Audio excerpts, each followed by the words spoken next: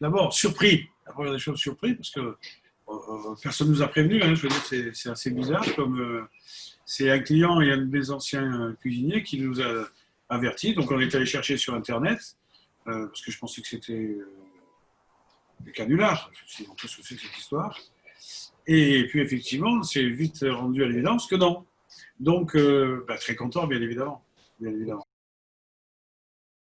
C'est pas un job. Ça peut pas. Par rapport à moi, en tout cas, c'est pas un job, c'est une passion, c'est même une maladie. Moi, c'est maladif. Donc, je sais pas vraiment.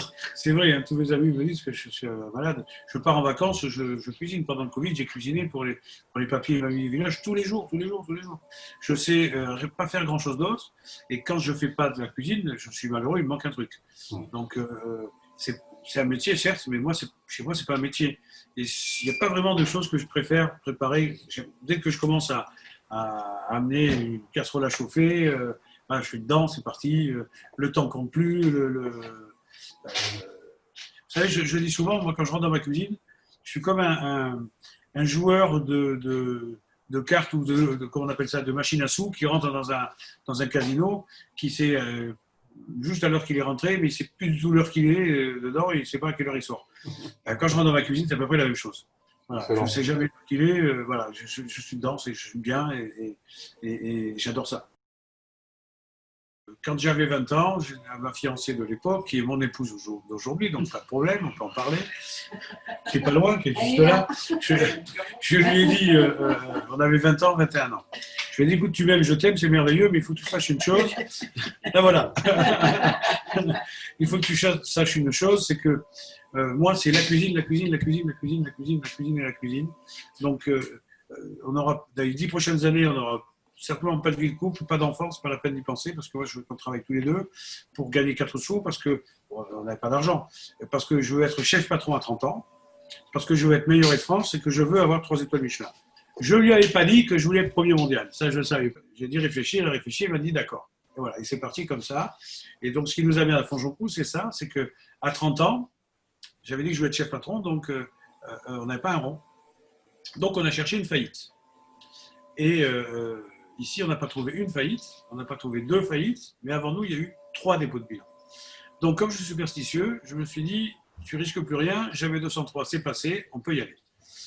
Mais alors, quelle galère, 5 ans terribles. Voilà, tout ça pour dire que l'auberge du Lupuis s'appelait comme ça quand on est arrivé, et nous avons gardé le nom, auberge du Lupuis. Le grand changement qu'il y a eu, c'est quand on a agrandi l'auberge, on a fait le salon devant, etc. Il y avait un puits qui avait été bouché, et Marie-Christine m'avait dit, oh, ça serait bien qu'on débouche. Moi, j'écoute, on va chercher un puits, t'imagines, etc. Et puis, quand femme veut, monsieur, il faut faire. Pris parce que c'est un puits qui est extraordinaire, qui fait 2 mètres de diamètre, et donc il est maintenant en plein cœur du salon, qu'on a vitré, les gens marchent dessus, c'est magnifique. À la maison, puisque d'abord, on a passé une soirée au Palais des Congrès, pardon, à Béziers, où j'ai eu une remise de coupe devant tout le monde, etc. Maman était donc très fière. Et en rentrant à la maison, écoutez bien ça. Ma mère me dit dans la voiture, il faut savoir que mon père était militaire dans l'aviation, était pilote de chasse, et malheureusement, il est décédé à 37 ans. Et elle me dit que mon père aurait voulu être cuisinier quand il était jeune, mais que ses parents lui en ont empêché. Vous imaginez pour le gamin de 18 ans qui idolâtre son père, le chamboulement. Je me suis dit, c'était absolument génial. Je faisais, pas par procuration, parce que si ma mère m'avait dit quelques années plus tôt que mon père devait être cuisinier, j'aurais peut-être été cuisinier, on n'aurait jamais su si c'était par procuration. Là, c'était vraiment un choix. Et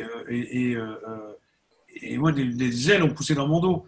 Je ne sais pas comment vous expliquer. J'étais déjà passionné, et en plus, on me dit que mon père aurait voulu faire la même chose.